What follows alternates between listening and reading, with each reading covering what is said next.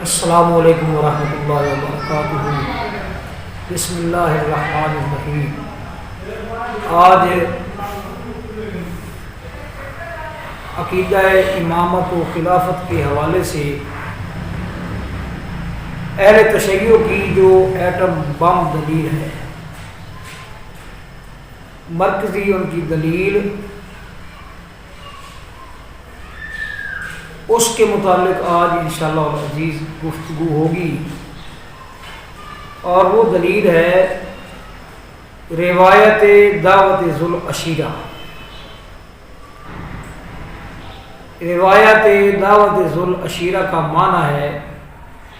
جو قریبی رشتہ دار ہیں ان کی دعوت کے حوالے سے جو روایت پائی جاتی ہے تاریخ اور حدیث کی کتابوں میں، اور یہ روایت اس کو ان لوگوں نے جب ایک مضبوط ہتھیار کے طور پر پیش کیا اور مضبوط دلیل تصور کر کے وہ اس کو سامنے لے کر آئے، تو انہوں نے پھر کوئی بھی جو ان کی چھوٹی بڑی کتاب ہے ان کے مسلک کی، جو کتابیں خلافت و امامت کے موضوع پر لکھی گئیں وہ کتابیں، اور جو کتابیں فضائل و مناقب اہل بیت علیہم السلام کے فضائل اور مناقب میں لکھی گئیں، وہ کتابیں تمام کتابوں کے اندر اس روایت کو انہوں نے بہت ہی جلی حروف میں، واضح اور واشفاف انداز میں اس روایت کو نہ صرف پیش کیا ہے بلکہ اس کو تسلیم کروانے پر بھی ایڑی چوٹی کا زور صرف کیا ہے۔ یہ روایت آپ کو مفتی جو ان کے بہت بڑے مفتی ہوئے ہیں تقریباً آج سے تقریباً 1250 سال پہلے، شیخ مفید، یہ شیخ مفید جو ہیں یہ نہج البلاغہ جنہوں نے لکھی ہے، سید شریف الرضی، اور ان کے جو بڑے بھائی ہیں سید مرتضیٰ عالم الہدیٰ جنہوں نے ان کی حدیث کی کتاب اصول کافی کی شرح لکھی ہے صافی،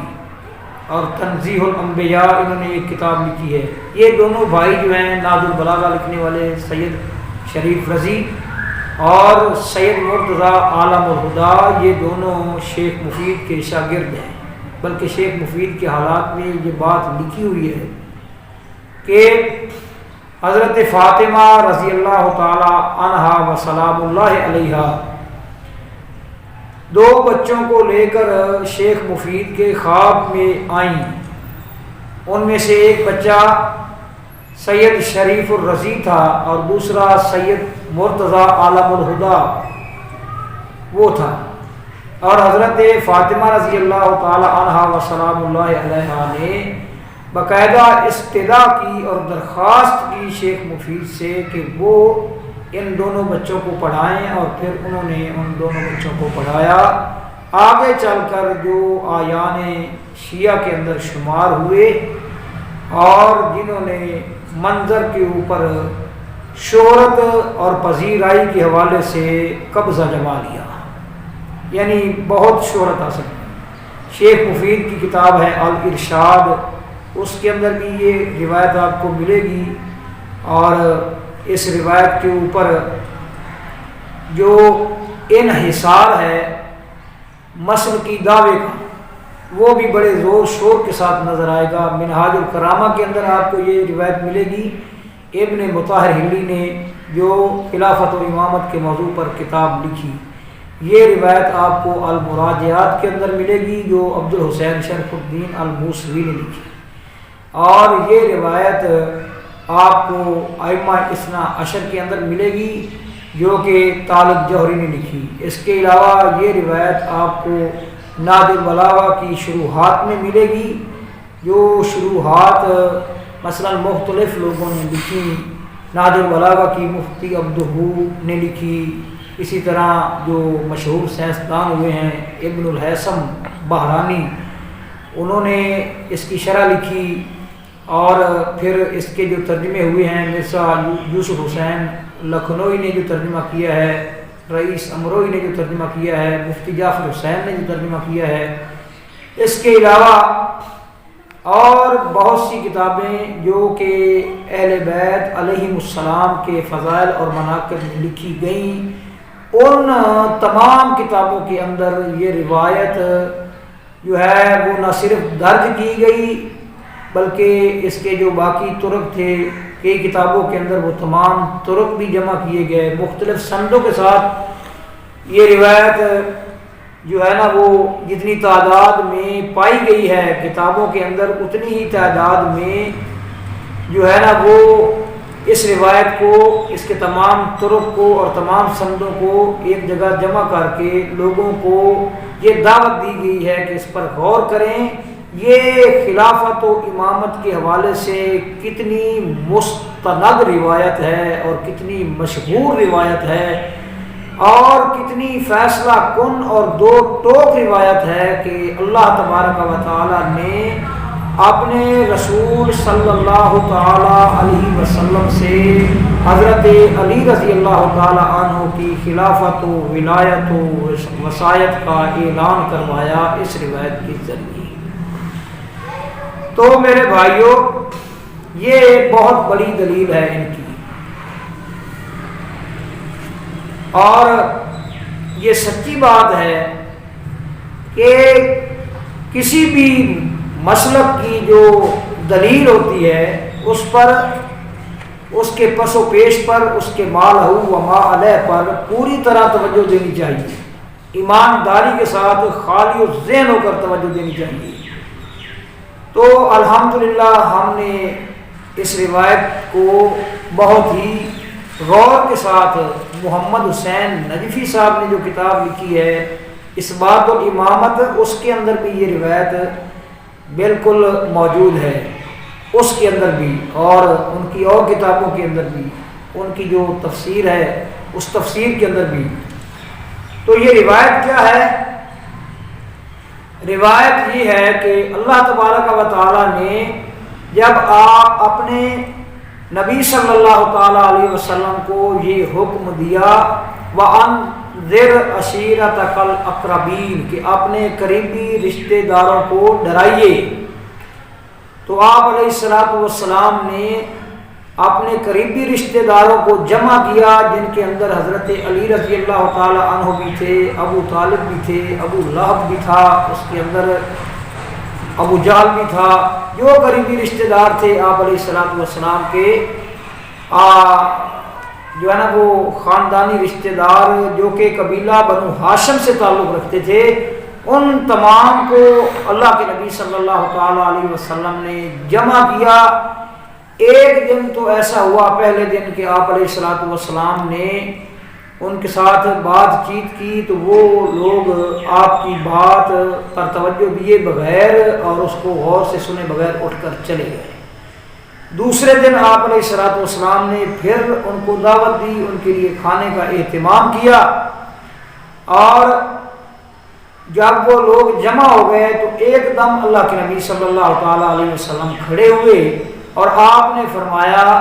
کہ جو تم میں سے میری بات کو مانے گا، میری دعوت کو تسلیم کرے گا، وہ میرا وصی اور میرا خلیفہ ہوگا۔ یہ بالکل انہی الفاظ کے اندر تمام کتابوں کے اندر یہ روایت درج ہے، اور اس بات میں کوئی شک نہیں ہے کہ اہل سنت کی جو کتب ہیں، مثلا تاریخ طبری ہو گئی یا تفسیر ابن کثیر ہو گئی یا دوسری حدیث کی جو کتابیں ہیں، جو اول درجے کی کتابیں ہیں، ان کے علاوہ جو نچلے درجے کی کتابیں ہیں، ان کتابوں کے اندر مستدرک حاکم ہو گئی، مصنف عبد الرزاق ہو گئی، اس طرح کی کتابوں کے اندر یہ روایت موجود ہے۔ اور امام ابن کثیر رحمۃ اللہ علیہ نے اس حوالے سے 5 روایتیں درج کی ہیں ابن کثیر کے اندر، وَأَنذِرْ عَشِيرَتَكَ الْأَقْرَبِينَ کی تشریح کرتے ہوئے۔ تو یہ تو ہم آپ کو بعد میں بتائیں گے کہ انہوں نے ان روایات پر تبصرہ کیا ہے، لیکن سب سے پہلے قابل غور اور توجہ طلب امر یہ ہے، کچھ چیزیں بہت ہی توجہ دینے کے جو ہے نا وہ لائق ہیں۔ ایک تو یہ ہے کہ ایک طرف عقیدہ اور نظریہ یہ ہے کہ اللہ تبارک و تعالیٰ نے اپنی طرف سے امام متعین کر دیا تھا، خلیفہ متعین کر دیا تھا، اور دوسری طرف روایت کی ابتدا اس سے ہو رہی ہے کہ اللہ کے نبی صلی اللہ تعالیٰ علیہ وسلم نے فرمایا جو تم میں سے میری بات کو مانے گا وہ میرا خلیفہ ہوگا اور میرا وصی ہوگا۔ اب سوال پیدا ہوتا ہے کہ اللہ تبارک و تعالیٰ نے خلیفہ متعین کر دیا تھا، مقرر کر دیا تھا، آپ لوگوں کے دعوے کے مطابق، اور یہ دعویٰ ایک جگہ بھی نہیں کیا گیا، پتہ نہیں کتنی جگہ پر کیا گیا ہے کہ اللہ نے وہ خلیفہ متعین کر دیا تھا اور مقرر کر دیا تھا، مبعوث کر دیا تھا۔ تو اللہ کے نبی صلی اللہ تعالیٰ علیہ وسلم کو پھر یہ کہنے کی کیا ضرورت پیش آئی کہ اللہ کے نبی صلی اللہ علیہ وسلم نے وہاں جو محفل موجود تھی تمام اہل محفل کو مخاطب کر کے آپ علیہ السلام نے یہ کہہ دیا کہ جو بھی تم میں سے ہوگا، جو بھی تم میں سے میری بات کو مانے گا وہ میرا خلیفہ اور میرا وصی ہو گیا۔ جب اللہ نے آپ لوگوں کے کہنے کے مطابق، اصرار کے مطابق، بلکہ اصرار بسیار کے مطابق اللہ نے وہ خلیفہ متعین کر دیا تھا، مقرر کر دیا تھا اور نبی کو بتا دیا تھا، تو پھر نبی کریم صلی اللہ تعالیٰ علیہ وسلم کو یہ کہنے کی کیا ضرورت پیش آئی کہ جو تم میں سے میری بات کو مانے گا وہ میرا وصی اور میرا خلیفہ ہوگا۔ کیا معاذ اللہ کے نبی صلی اللہ تعالیٰ علیہ وسلم اس بات سے واقف نہ تھے کہ خلیفہ تو متعین ہو چکا ہے؟ پھر اس اسلوب میں اور اس انداز میں بات کرنے کا کیا مقصد ہے کہ جو بھی میری بات مانے گا؟ بلکہ پھر تو یہ کہنا چاہیے تھا کہ تم میری بات مانو اور تم لوگوں میں جو میرے بعد میرا جانشین ہوگا، میرا خلیفہ ہوگا، وہ بھی موجود ہے، اس کی بھی تصدیق کرو اور تائید کرو۔ کہنا تو یہ چاہیے تھا، لیکن اس کے برعکس آپ علیہ السلام کہہ رہے ہیں، آپ لوگوں کے کہنے کے مطابق آپ علیہ السلام فرما رہے ہیں جو بھی تمہارے درمیان میں سے جو میری بات مانے گا وہ میرا وصی اور میرا خلیفہ ہوگا۔ اور دوسری بات یہ ہے کہ اس روایت کی جو روداد ہے اور اس روایت کا جو مضمون ہے وہ بڑا عجیب و غریب مضمون ہے۔ عجیب و غریب اس طرح ہے کہ اللہ تبارک و تعالیٰ نے آپ کو حکم دیا ہے کہ اپنے رشتہ داروں کو ڈرائیے، مگر روایت کہتی ہے کہ اللہ کے نبی صلی اللہ تعالیٰ علیہ وسلم نے معاذ اللہ جو اللہ نے حکم دیا ہے ڈرانے کے متعلق ڈرانا یہ ہوتا ہے کہ اہل محفل کو یا جن لوگوں کو جمع کر کے ڈرانے کا حکم دیا تھا اللہ تعالیٰ نے، ان لوگوں کو جمع کرنے کے بعد ان کے سامنے یہ صورتحال رکھی جائے کہ اگر تم میری بات کو نہیں مانو گے، جو دعوت میں لے کر آیا ہوں اس کو نہیں مانو گے، تو پھر یاد رکھو کہ رسولوں کا انکار کرنے والوں کا انجام بڑا خطرناک اور عبرت آموز ہوا ہے۔ نوح علیہ السلام کی قوم کا یہ انجام ہوا، پھر عاد اور سمود علیہ السلام کی قوم کا یہ انجام ہوا، اور جناب لوط علیہ السلام کی قوم کا یہ انجام ہوا، موسیٰ علیہ السلام کی قوم کا یہ انجام ہوا۔ اگر تم میری دعوت کو اور میری بات کو نہیں مانو گے تو تمہارا بھی انجام وہی ہوگا، اس دنیا کے اندر بھی تم تباہی کا شکار ہوگے اور آخرت میں بھی عذاب الہی کا شکار ہوگے۔ یہ کہنا چاہیے تھا۔ وَأَنذِرْ عَشِيرَتَكَ الْأَقْرَبِينَ، اور جو اس بارے میں مضبوط اور ٹھوس روایات ہیں ان کے اندر واقعی یہ چیز موجود ہے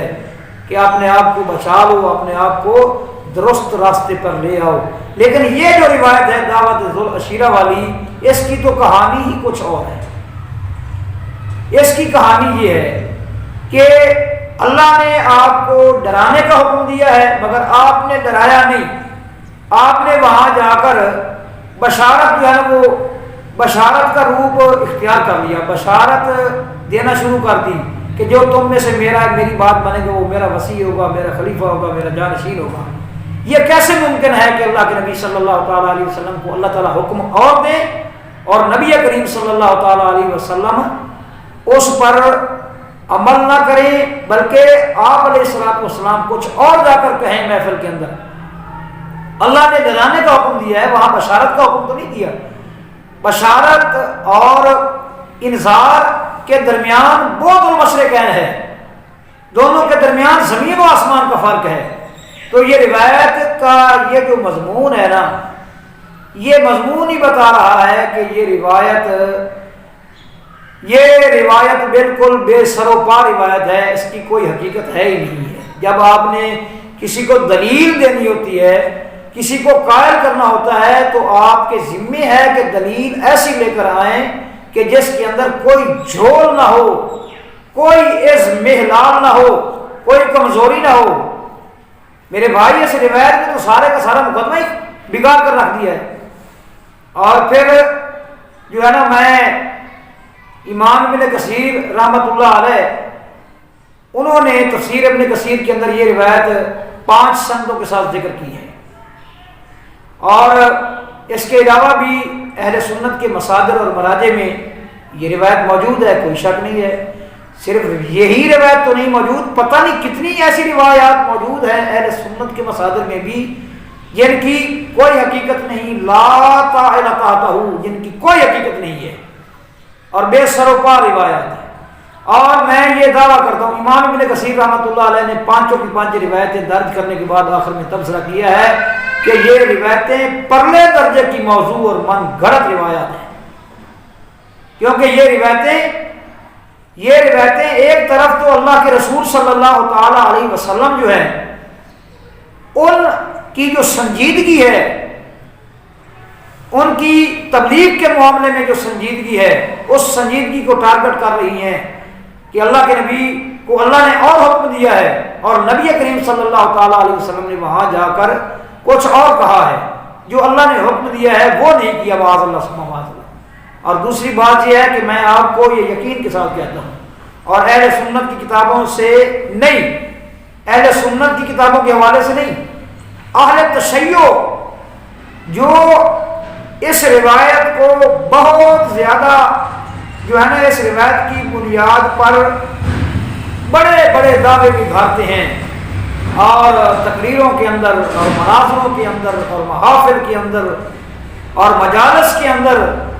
مجالس المومنین ایک کتاب ہے جنہوں نے احقاق الحق لکھی ہے، نور اللہ شوستری، اس کے اندر، اس کتاب کے اندر بھی یہ روایتیں جو ہے نا، ان روایتوں کی بنیاد پر بڑا ہی جو ہے نا وہ سٹینڈ لیا گیا ہے۔ لیکن بات یہ ہے، میں یہ کہنا چاہتا ہوں کہ یہ روایت جس بندے نے بھی گھڑی ہے اور جن راویوں نے بھی گھڑی ہے، انہوں نے رسول صلی اللہ علیہ وسلم کی ذات کو بھی ٹارگٹ کیا ہے، اور حضرت علی رضی اللہ تعالی عنہ کی ذات کو بھی ٹارگٹ کیا ہے، اور دونوں عظیم شخصیات کی انہوں نے حد درجہ توہین کی ہے، بے حد توہین کیا ہے، خاص طور پر حضرت علی رضی اللہ تعالی عنہ کی۔ المراجعات اٹھا کر تو دیکھیں عبد الحسین شرف الدین الموسوی کی،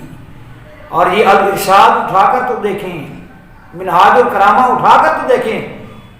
اس روایت جو ہے نا وہ مختلف سندوں کے ساتھ وہ جو روایت ہوئی ہے، اس کا مضمون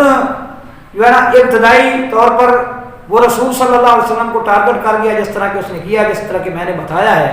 اور آگے چل کر اس میں کیا لکھا ہوا ہے، کس قدر توہین کی گئی ہے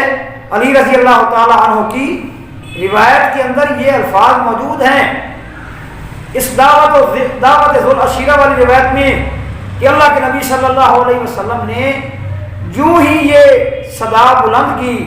یوں ہی یہ آواز دی، اور آپ نے یوں ہی یہ الفاظ اپنی زبان میں مبارک سے صادر کیے کہ تم میں سے جو بندہ میری حمایت کرے گا، میری دعوت کو قبول کرے گا، میری بات کو تسلیم کرے گا، وہ میرا وصی ہوگا، میرا خلیفہ ہوگا، میرا جانشین ہوگا۔ تو حضرت علی رضی اللہ تعالی عنہ کی زبانی انہوں نے معاذ اللہ یہ الفاظ کہلوائے۔ ان راویوں نے کون سے الفاظ؟ میں کھڑا ہوا، ایک مرتبہ اللہ کے نبی نے یہ آواز دی تو میں کھڑا ہوا، دوسری مرتبہ آواز دی میں کھڑا ہوا، تیسری مرتبہ آواز دی تو میں کھڑا ہوا۔ میں دھنسی آنکھوں والا، بڑے ہوئے پیٹ والا، میں سیاہ رنگت والا، اور میں چھوٹی پنڈلیوں والا، یہ الفاظ ہیں اس روایت کے اندر لکھے ہوئے، اور حضرت علی رضی اللہ تعالی عنہ کی زبان سے یہ الفاظ کہلوائے گئے ہیں۔ کچھ خدا کا خوف کرو، حضرت علی رضی اللہ تعالی عنہ کا جو حلیہ ہے وہ کیا سیرت کی کتابوں میں موجود نہیں ہے؟ کیا وہ کیا نام ہے دوسری کتابوں کے اندر، آپ کی کتابوں کے اندر، ہماری تاریخ کی کتابوں میں وہ موجود نہیں ہے؟ وہ تو ہم شکل رسول تھے، بڑی مشابہت رکھتے تھے نبی کریم صلی اللہ تعالی علیہ وسلم کے ساتھ شکل و صورت کے حوالے سے بھی، اور اس روایت کے اندر ان کی شکل و صورت اور ان کی جسمانی کیفیت کا جو نقشہ پیش کیا گیا ہے، جس طرح اس میں ان کی توہین کی گئی ہے، یہ بات تو جو ہے نا وہ کوئی معمولی سا مسلمان بھی برداشت کرنے کو تیار نہیں ہے۔ حضرت علی رضی اللہ تعالیٰ عنہ کے بارے میں ایسا حلیہ، جو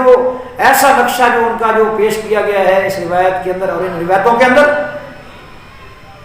معمولی سا انسان بھی ان کو ماننے کے لیے تیار نہیں ہے۔ تو جو لوگ صاحب علم ہیں اور جو ایمان کے اعلیٰ درجے پر فائز ہیں، وہ کیسے مان لیں گے ایسی گپ کو اور ایسی کہانی کو،